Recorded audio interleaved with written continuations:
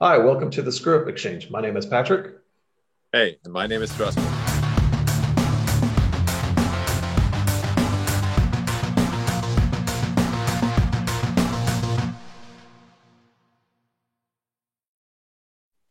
And today we have our second guest from the UK, Perry Sunshine. He is founder and managing director of Canfield Scott. And today he's going to talk a little bit about the recruiting business as a whole, as well as a little bit of personal relationship that they have between Drosco and Perry. So if you would start, Perry. Of course. Thanks, Patrick. Thanks, Drasko. First of all, thanks for having me on. Um, yeah, just a short introduction from my side. I've known Drasko for around 12 years now. We met, I tried to headhunt Drasko out of Daimler to find him a new job opportunity with, I think it was an automotive tier one supplier. We shouldn't name names at the moment. But I think I approached him directly to see if he'd be interested in new opportunities. I was representing an automotive supplier at the time. Drasko was very kind enough to respond, and we haven't looked back since. I'd say 12 years now. We've had very good exchanges regarding what's going on in the market, what opportunities are out there. But he does a good job at Daimler, so it's hard to get him out.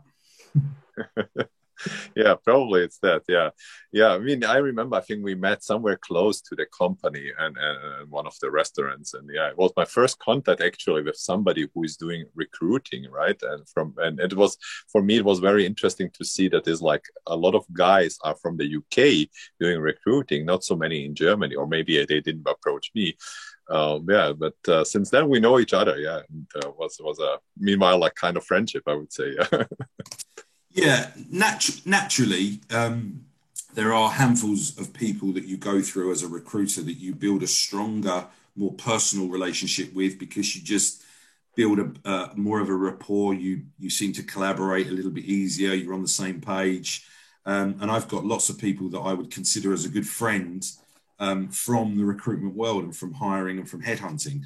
Admittedly, I've never placed Drasko in a new job, but I've never found him a job good enough that's better than Daimler. So if I presented him a better job, maybe I could have got him out. But yeah, naturally, that does work with a lot of contacts, is that you build a professional and a personal relationship. And that's ultimately what us recruiters rely on is our relationship and our networking and being able to get under the skin of people to really understand how they operate and how they think, how they work, how they lead, and building that sort of trust and relationship naturally forms into a friendship over time.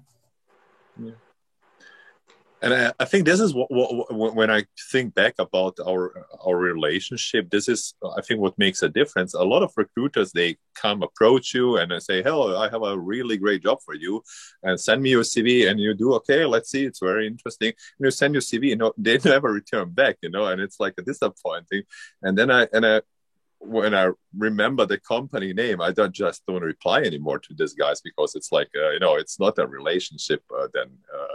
It's just like, check marking how many people I have. Yeah. Can you say a little bit more about how this business is working? Because you are the first one who is not in our business, you in the show. So it's also a premiere today. Yeah, of course. Yeah. I'll respond to your point about what you mentioned there, is that there are a lot of recruitment companies and headhunters, recruiters, HR people and talent people that are constantly trying to connect with people to attract them for the job opportunities that they may have on their desk. And unfortunately, it is quite a saturated market, and historically and traditionally, it's a bit of a KPI-driven organization regarding the amount of people you speak to, the amount of people that you call, the amount of CVs that you can get into your business in case there is the right opportunity that comes up for that type of profile.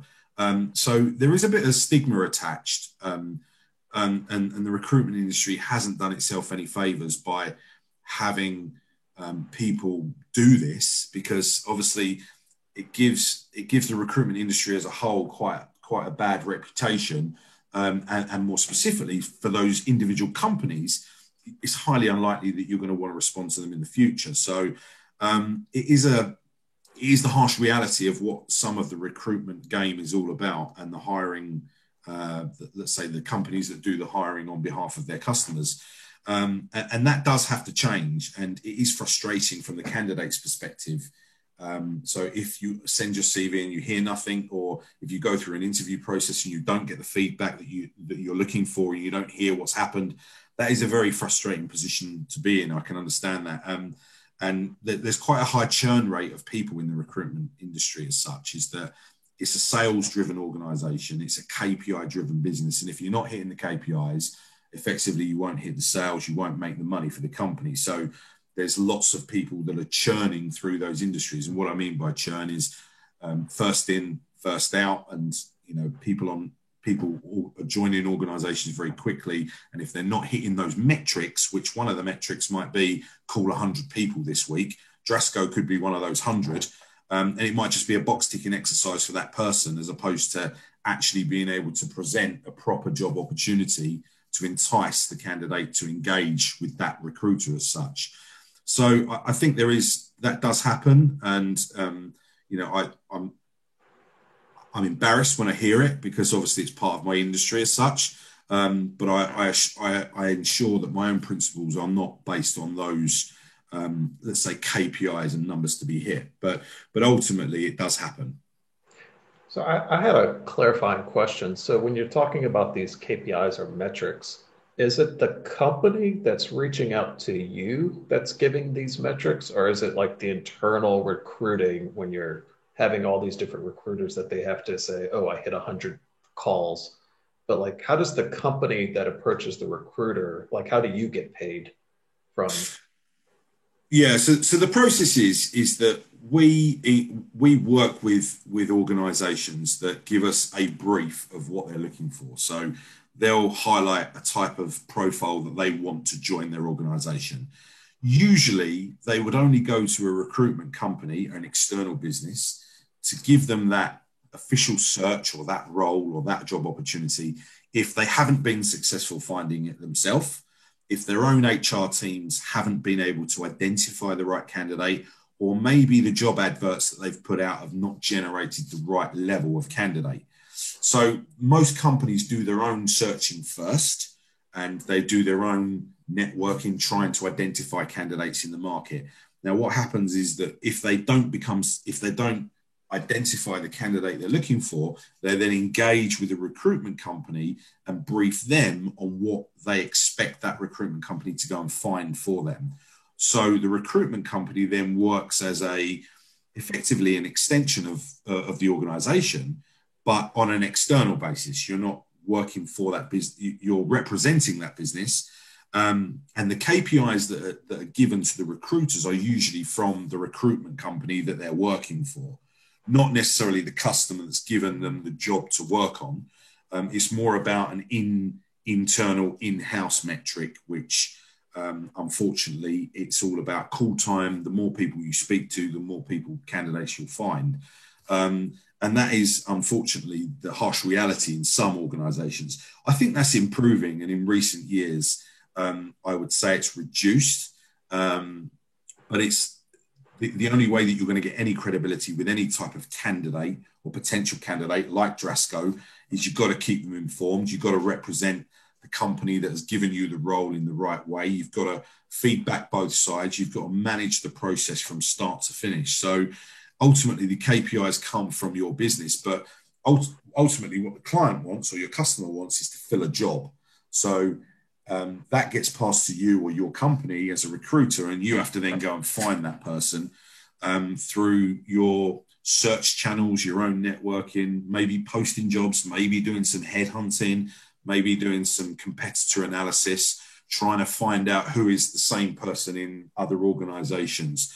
So you get paid on a variety of different ways. But the two most obvious ways are succession only. So if a company hires or works with you to find a hire, if you find that hire, you'll get paid a fee at the end of the process. That's a common recruitment commercial agreement is that the company gives the search to a recruiter, and then the recruiter goes to the market to try and find the best candidate available. Once they close the process and manage it from start to finish and help support both the candidate and the client, both sides, you've got to keep candidate and client representation at all times. You're trying to help the client secure the best candidate, and you're trying to get the best candidate to secure the role. So you're sort of working two ways. You've got two different heads on. One day you're representing the client to find a candidate, and once you found the candidate, you're representing the candidate to deliver it to the client. So you try and help both sides of the equation to get to the ultimate end goal, which is sign a contract, get the candidate to sign the contract.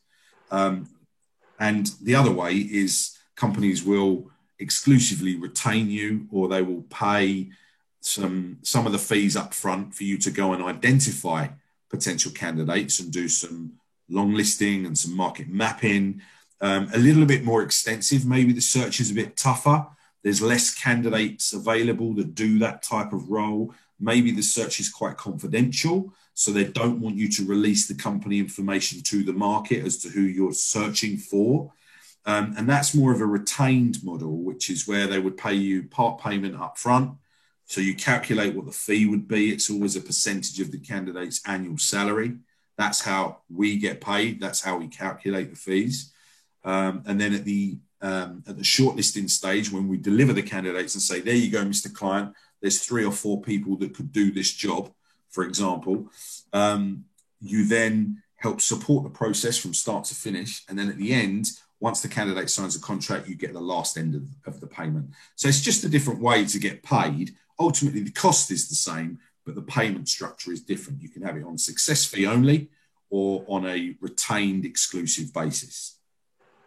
Does that make sense, Patrick? Oh, that was really, really insightful. You know, I had a couple extra questions if Drosko will permit me.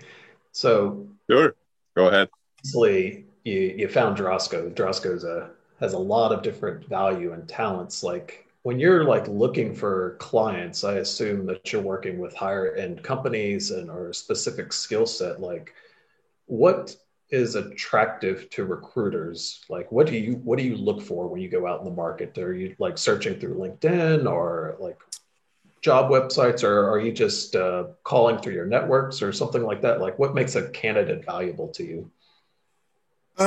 I would say, depending on the type of recruiter you ask this question, you get a variety of different answers. If you want to know, or if I'd like to give you my perspective, is that I've been working in these markets for 13, 14 years now, and I've been very closely connected to continuous improvement, anything lean related or anything operational excellence dedicated. So for me, it's very easy for me to pick up a role in that industry and know a handful of people already that I could ask to get some recommendations to get the search going. But primarily for me, I tend to rely on my immediate network straight away. So I would ask everybody I knew, do you know anybody who would be good for this type of role? Here's a short brief. Let me know if you think there's anybody in your network that I should reach out to. So you immediately go to the people that you know well. I even asked Drosko for a recommendation last week of a search I just won.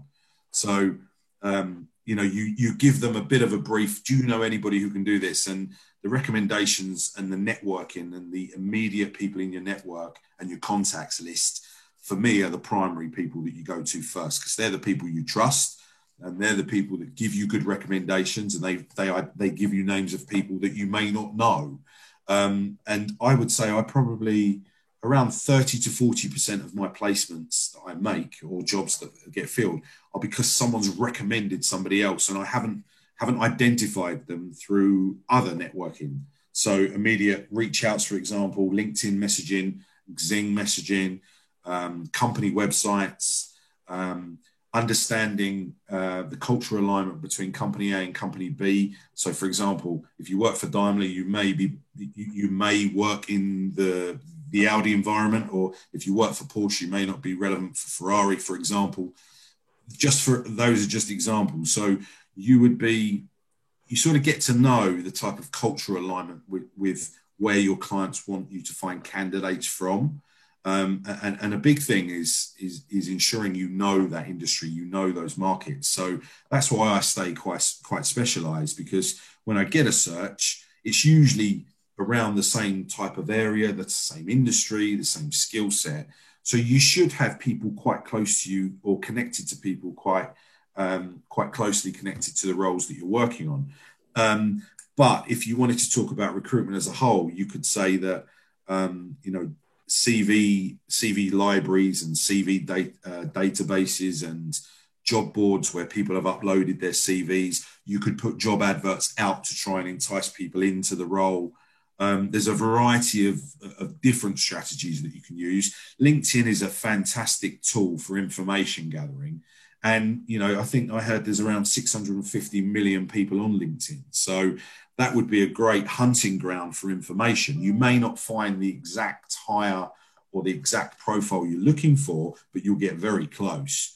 And you'll be able, as long as you use the search strings appropriately, so searching location, searching industry, searching skill set, searching key skills, which is why having an up-to-date LinkedIn profile as a candidate should be one of your priorities. Or if you're in Germany, more so Xing, because that's quite a business networking site that a lot of the Germans use. There's ways that you can be found without having to promote yourself too much, as long as you put the right information on your LinkedIn profile. But LinkedIn is a huge source of information to any recruitment company or any recruiter. It may not get you to the ultimate prize of finding the perfect looking candidate, but it will give you some great foundational knowledge of what type of profiles are out there and the type of people that are making themselves available on the LinkedIn platform. Not everyone's on LinkedIn. And if you find a candidate who's not on LinkedIn or on a business networking platform, you're finding candidates other people can't find. And that's also that's part of the mystery of the role, is if you can find people that are not on any of these sites, and you find email addresses or contact numbers or profiles of people that don't exist effectively on LinkedIn, then you find stuff that other people don't. So you get quicker to the prize than maybe some of the other recruiters do. So sometimes companies will engage with a handful of recruiters for the same role, which is quite frustrating, really, because you could do all the work and maybe another recruiter got to a candidate first, and they will present the candidate and they have ownership of the candidate, in the sense that they will get paid if that candidate gets placed in the role, whereas you may have just been 1 or 2 days late. And that's the frustrating thing when you work success-based only, because some companies, which is the wrong strategy in my opinion, is to engage with 3 or 4 or 5 different recruiters, and you're all fishing in the same pond. So you're only all going to find the same fish, right? And it's how quickly can you find the target that you're looking for.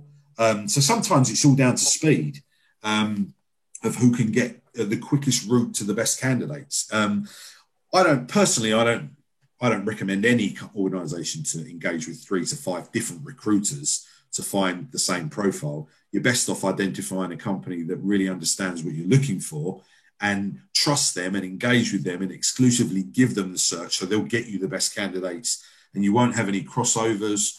You won't have people in the market diluting your brand. There's a variety of different ways to search for people, but you don't want 3, 4 or 5 different recruiters doing it. And that's the harsh reality of the world that we live in as recruiters, is that sometimes we're all fishing for the same fish. And it's one of the only industries that I know that you can do a load of work and not get paid, because you could effectively work on a role that a client has given you, but he's given it to 3 other recruiters. And maybe at the final stages, they've got 2 or 3 candidates to choose from, and they choose candidate from company A, and maybe you have 2 candidates from company B, and there's another candidate from company C. If they don't pick yours, all that work, all that commitment, all that searching, all that research, all that management of the process from start to finish could effectively not get paid. So there's not many industries that say, I'm not going to pay you unless you deliver it. In the sense of the recruitment services and the amount of work we have to do to get to the end.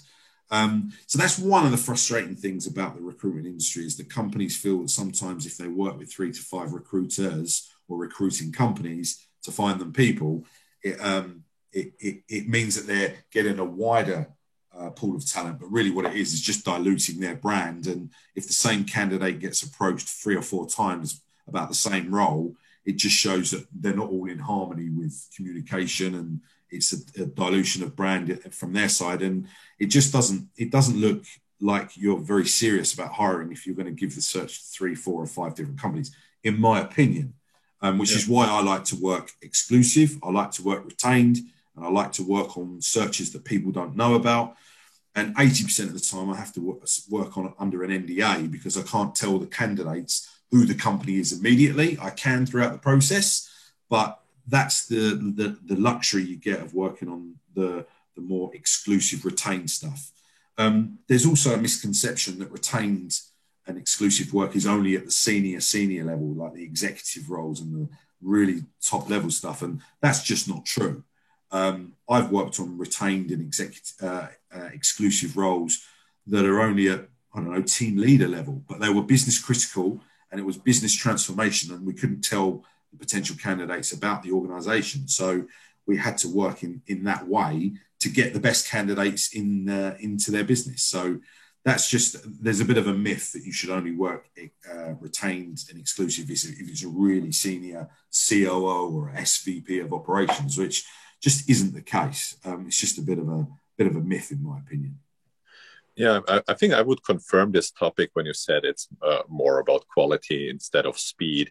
I mean, why we are so close working together or still keeping in touch, because every time when you presented me a role, it was something very interesting. It was not just like a random that I had the feeling that you want to get my CV for some reasons. And that's what makes me comfortable. If you ask me if I have somebody for a position that it's not even for me. I mean, the last position was very interesting, but it's not obviously not for me, for my profile. And that's what I really appreciate. And then if I recommend somebody to you, I know it's a trustful thing. It's not just like mass CV collecting topic, which I experience. And I think this is what should company take care about. We are talking with people. On the other side, the leadership process begins with hiring the right people, right? Yeah, and even more so in the current climate, Drasko, because obviously it's very challenging and difficult times for most industries and most sectors. Some are in a slightly more positive position than others, but having the right people in your organization is fundamental to growth. And some of the organizations are starting to identify that the transformation, reorganization, restructuring and change has got to happen. And sometimes they don't have the right talent or skill set or leadership with their current workforce. So they have to mix it up a bit, and they have to bring in new talent from external organizations, bring in fresh ideas, bring in new blood, bring in new initiatives, bring in a different leadership style, because working the way you've always worked will only always get the same results. And that's effectively where recruitment companies can really add value to organizations, is that we'll go and find you people that wouldn't be applying for jobs directly. We'll go and hand pick some comparable candidates from your competition, and will entice them to maybe look at your organization because you are changing, you are restructuring, and you are transforming. And that's, for me, that's always a recipe for success, where companies are prepared to look at external talent. Of course, they need to do an internal audit first, ensure they haven't got the right talent internally. But in the current times, sometimes you have to change things up a bit to get a different result. Yeah, assume that there can be a lot of screw-ups done if it's not like that, right? Yeah, I don't have any statistics, but making a bad hire can cause a lot of upset, financially, operationally, strategically. There's a lot of things that can be done wrong by that. Yeah, even if you hire a senior position, executive position, that's even the level of damage is much higher than when you go down. Great. Yeah, I mean, I think what I would also like to mention is that you're not just like asking somebody for a position. When it comes to close to an interview, you are the one who is also doing some preparation with the candidates. Am I right? Yeah, and every decent recruiter or every good recruiter should be able to handhold the candidate through the process from start to finish. And even if that's just briefing them on what's going to happen at the first stage, who you're going to meet, what you're going to discuss, what I advise you talk about. You know, if you're a good recruiter, you should know that.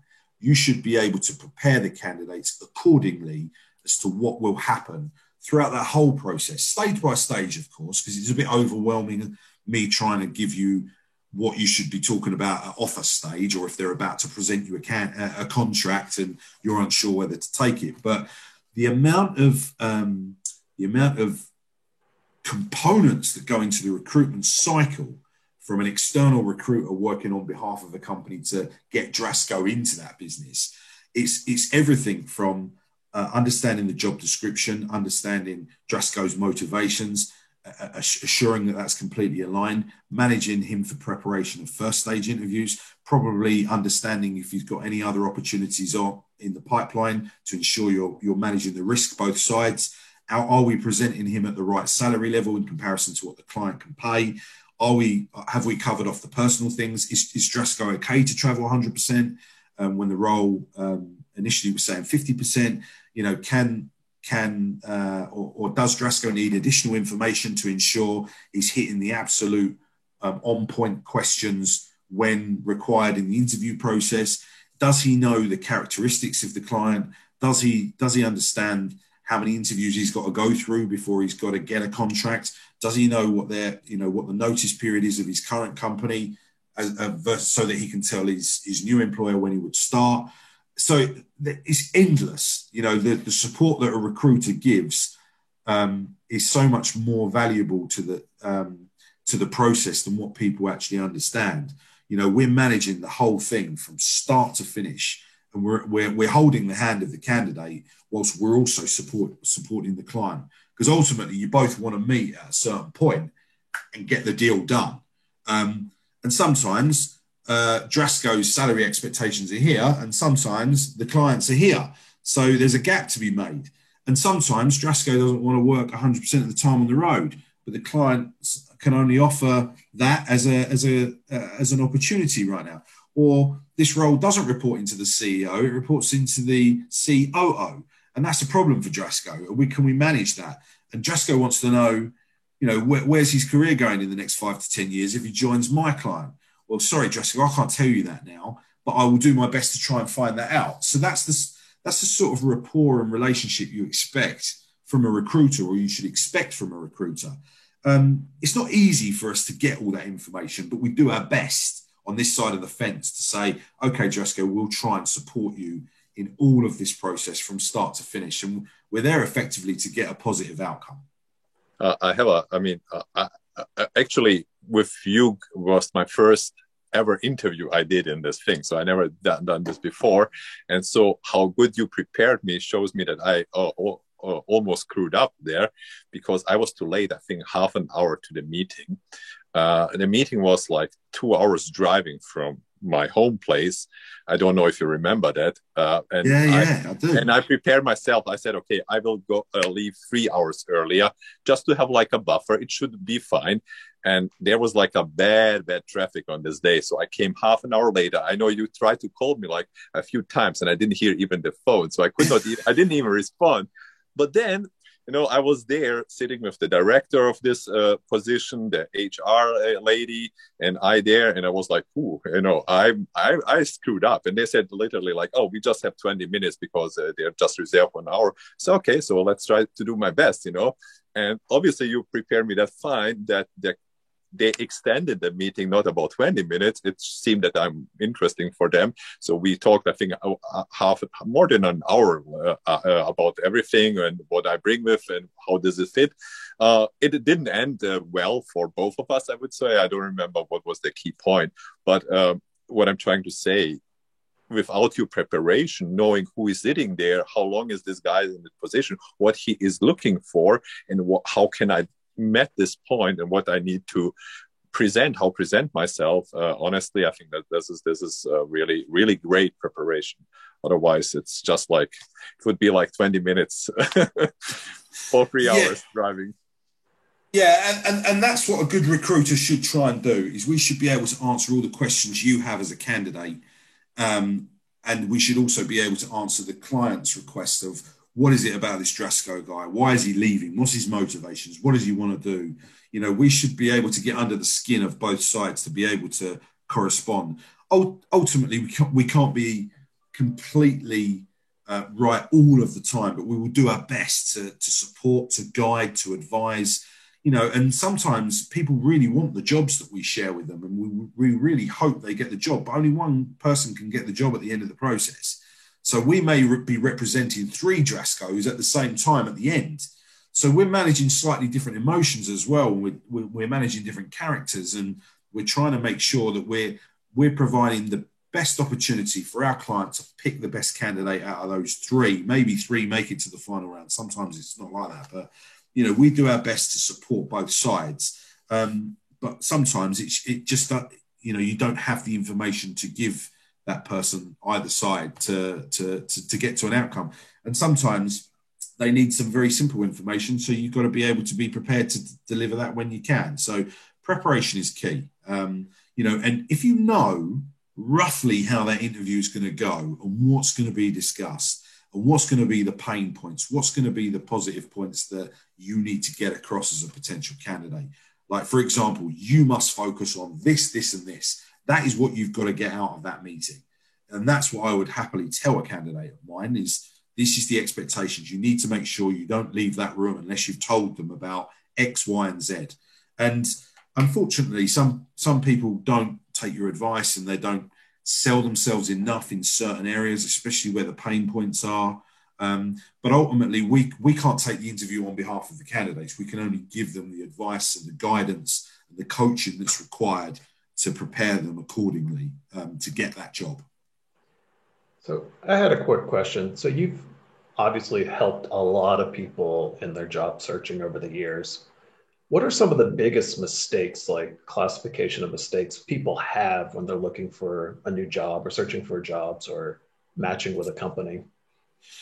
I'd say in modern times, the biggest mistake is that people only want to speak to a headhunter when they're looking for a job, or a recruiter. If, you know, much of a muchness regarding the name, but you should be constantly connected with a recruitment network or recruiters or headhunters. You should be constantly communicating with them, even if you're not looking for a role, because unfortunately, sometimes if you just approach the recruiter when you're actively looking for a role, sometimes it may be too late, and you want to be on the radar of recruiters for most of the time. And you should do regular check-ins. You should have a short list of recruitment companies or recruiters or headhunters that you're constantly engaged with over your career, so that they can help track you and support you and present the right role at the right time.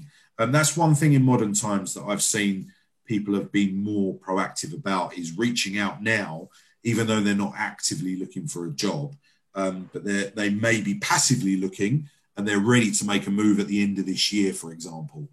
So it's good to get in with the recruiters and do that networking earlier.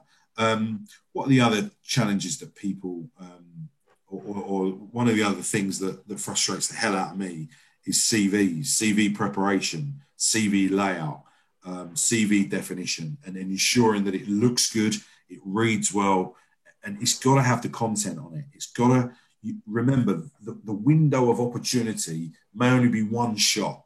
And if that one shot is written down on a CV or a resume, however you describe it, if that's not aligning with what the client is looking for, or if some of the achievements and the results and the benefits and the savings are not on there, it may show that you don't bring to the table what you say you will. And that's one thing that needs to be right, is a good CV, a well thought out CV, well written, slightly adapted if required to the role that you're applying for. I'm not saying completely re-engineer your CV every time you apply to an open job or to speak to a recruiter. But if they want to, if the company needs transformation and change, and they want global exposure, and they want you to have managed budgets of over 100 million, then put it on your CV. You know, that's a quite obvious comment to make, but unfortunately, not one size does not fit all anymore. You can't just use the same CV over and over again and recycle it, hoping that it may get the interest and the traction that is expected. So CV layout, CV design, CV look, CV content is frustrating when you see, or when you speak to somebody on the phone and they sound amazing and they've got everything you need for the requirement that you're about to, let's say, deliver back to your client. You see the CV and it's 2 pages of just talking and no specific tangible highlights, no results, no achievements, no benefits, no saving, no description of what motivates them. So CV layout, a CV is the first point of call, and that's very frustrating from our side. That's a really interesting point. So, and this was like just my impression that CVs have less of an impact nowadays versus like an online presence, like a LinkedIn profile, for example. I was always under the assumption that HRs or recruiters were looking more at like the online presence because like you can adapt your CVs, as you said, like, 100 million in budgeting. Like you might have like all these different skills on your LinkedIn, but like how you formulate it into a CV, it was really interesting to know that people are still looking at the CVs or resumes. Yeah. Is the cover letter still important nowadays, or is that's losing its attraction? It's not so apparent compared to what it used to be, especially in Europe. I do a lot of my stuff all over Europe, and I can't remember the last time I presented a cover letter to a customer to say, here's Drasko's CV and here's his cover letter. I personally don't add them, and I don't personally feel that they add much more value. The CV should be good enough to do that. Some people advise having a general CV and a targeted cover letter, but I think, in my opinion, cover letters are slowly losing its reputation as being a value add. I think it's just more jargon and more words to read. I just don't believe that the cover letters have the type of impact it used to have. Of course, if you get told you need to create a cover letter because the recruiter's asked you, then do it. Or if you've seen a job advert online and you must put a cover letter, then you do it. But as a standard, for me, it's not necessarily as important. And back to your comment or question there, Patrick, about online presence, it's important you get them both right. Yeah, because LinkedIn could be the first window that they look at you at, and they may want to get some understanding of career history, education, specific skills, industry experience, who you work for, and maybe some highlights about your role. But the CV is the real sell, and the CV is the one that ultimately gains an interview or it doesn't. Now, if I see a CV, as a recruiter, if we see a CV that doesn't look good or isn't strong enough or doesn't tick some of the boxes that's required, I'd quite gladly give that feedback to someone and say, you need to change that. You need to add this in. You need to take that out. You need to rearrange this. I don't have to do that often, but there are times when you do. But having a strong online presence is absolutely fundamental. It's the key thing. You've got to get your LinkedIn and your whatever networking sites you use, whether they're specific to your skill set or your industry, or whether they're more broader like LinkedIn, you've got to get your profile up to scratch. I would say that your LinkedIn profile should probably be about 50% of what your CV says. Enough to cover the basics, but not too much detail that it's boring. So, and when we represent a candidate in front of a client and say, here's Drasko, here's the guy, here's one of the candidates, we do present the CV. We don't present the LinkedIn profile. We present the CV that the candidate has written. We don't add or change or edit that. We may put a company logo on it just for standardization, or we may change the font if it's slightly bigger and just make it look pretty, but we don't change the content. That's an absolute no-no. It's not for us to be changing the CV. We should ask the candidate to change the CV, get the CV right, and then we can just put our logo on it and then we send it to our client. The CV is the make or the break of getting through the doors of a company to get an interview.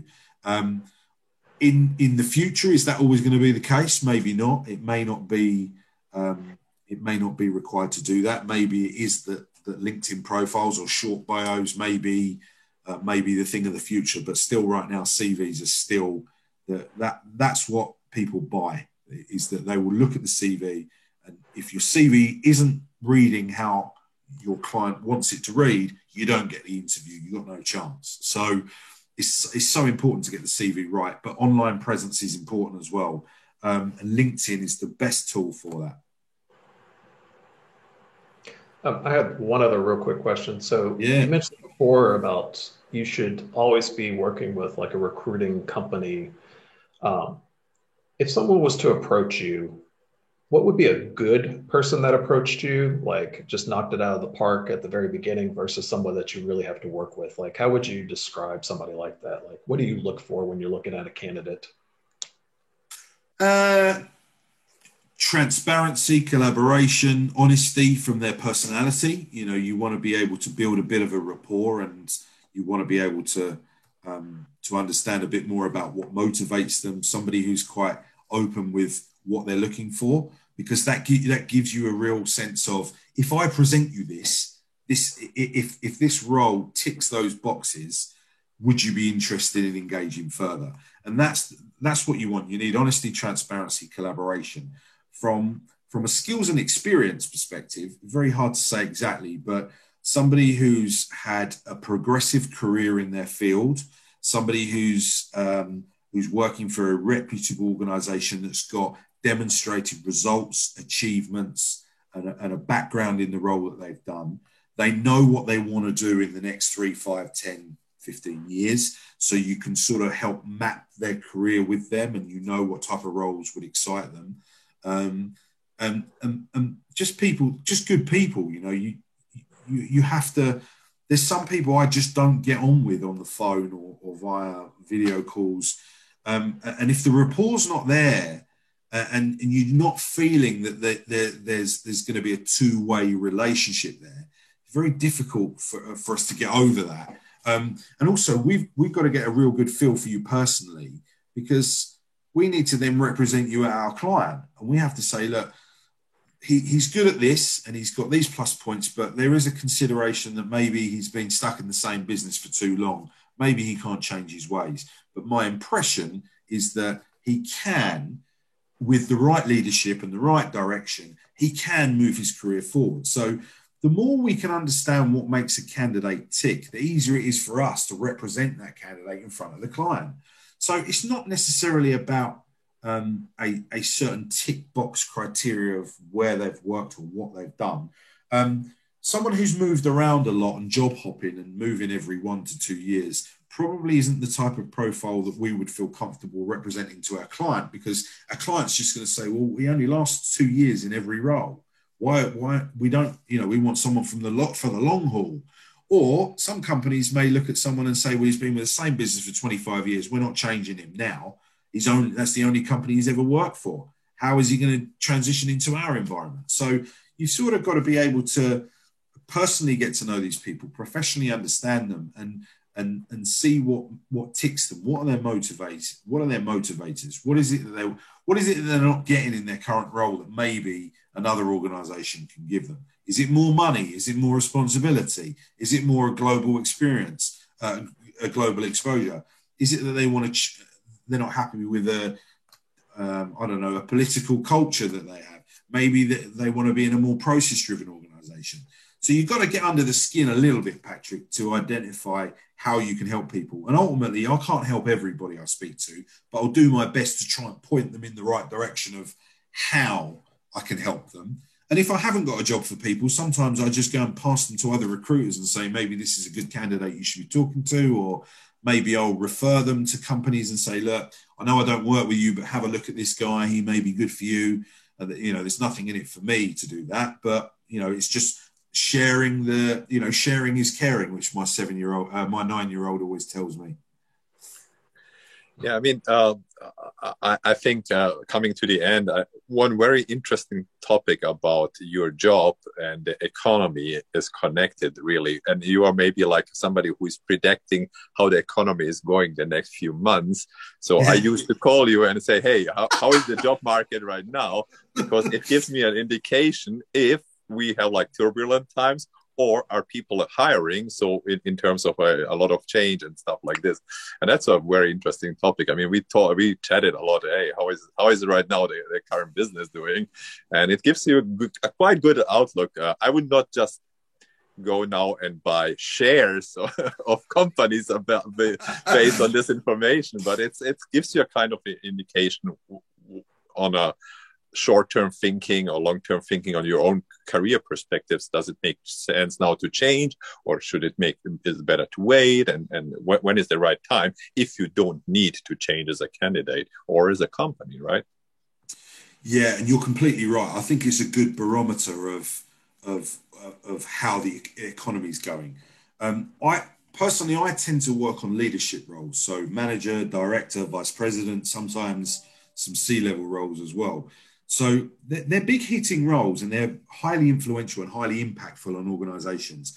And when you get to that sort of level, if you know organizations are starting to hire and identify those type of candidates, there's definitely a trend that follows that, is that once the hiring and the recruitment isn't just a luxury, but it's a strategic decision to make those hires, it shows that the economy is starting to show some confidence that things are moving in the right direction. And if we look at the pipeline of what my business and a lot of other recruitment companies have over the next 3 months versus where it was 3 months ago, we didn't have any visibility of the work that we have now. But companies are starting to move in the right direction. There's a level of confidence and a level of positivity that's coming back. And you can gauge, let's say, how things will start to go based on the hiring trends. If companies are hiring and moves are being made, and people are starting new opportunities, or you're seeing people move about, effectively, when you start to see people moving, the economy starts to move. And ultimately, when it goes the other way, like in March 2020, people don't move anywhere. And that's what happens. It's a good gauge for maybe where things are going. And that's why whenever you call me and ask me that question, it's sort of because maybe you've heard that there's things moving in the recruitment world, or you've been approached about a role, or you've seen a job advertised. And that is an indicator, in my eyes, an early indicator of things moving in the right direction. It will take time, and it's not an overnight, suddenly there's loads of jobs and suddenly the economy is great.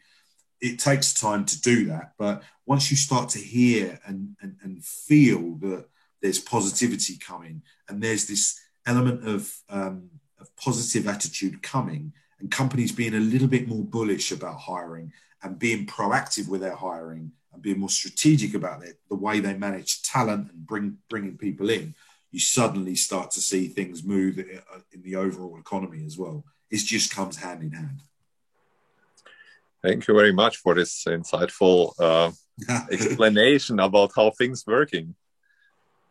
Absolutely, no problem. We could talk all day, and I can talk all night anyway, but I think the recruitment world itself is a very interesting place, and sometimes it gets a tough time, and I sit here to represent us. I know that the recruitment industry isn't the perfect industry, but we do try hard to manage these processes on behalf of the candidate and the client, and sometimes it's really tough to do, but that's what we're in it for. I don't expect any medals for doing the role I do, but I have great satisfaction in finding people excellent career opportunities, and that's why I do what I do, and I'm very proud of doing it.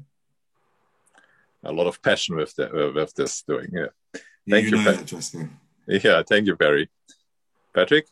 Yeah, thank you again, Perry. This was really interesting. Thank you for sharing your knowledge and your experience and your tips and tricks. So that was really cool, and hopefully we can talk again soon. Of course. Let me know if there's any additional information you require. Thanks a lot, guys. I really appreciate your time, and it's been real fun. Cool. Thank you, Perry. Oh, nice. Yeah. Thanks, Jessica. Thanks, Patrick.